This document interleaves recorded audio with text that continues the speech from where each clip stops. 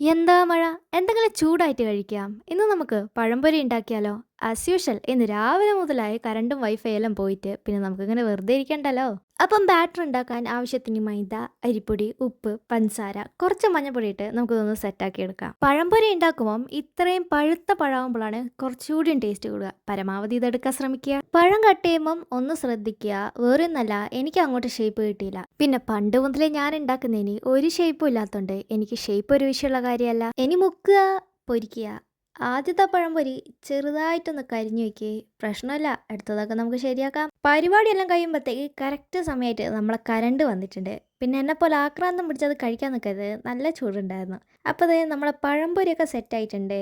എനിക്ക് കഴിക്കാം. എനിക്ക് പഴംപൊരി കഴിക്കുന്നതിലും ഏറ്റവും കൂടുതൽ ഇഷ്ടമുള്ള കാര്യമാണ് ഈ സൈഡിലൊക്കെ ഉണ്ടാകുന്ന ഈ കറുമുറുണ്ടല്ലോ, അത് കഴിക്കാൻ. എന്തായാലും സംഭവം ടേസ്റ്റ് ഉണ്ടായിരുന്നു. ഇനിയൊരു ചൂട് ചായ, ഒരു പഴംപൊരിയൊക്കെ കഴിച്ച് മഴ ആസ്വദിച്ചിങ്ങനെ ഇരിക്കാം. അപ്പം ഇന്നത്രേ ഉള്ളൂ. ബായ്.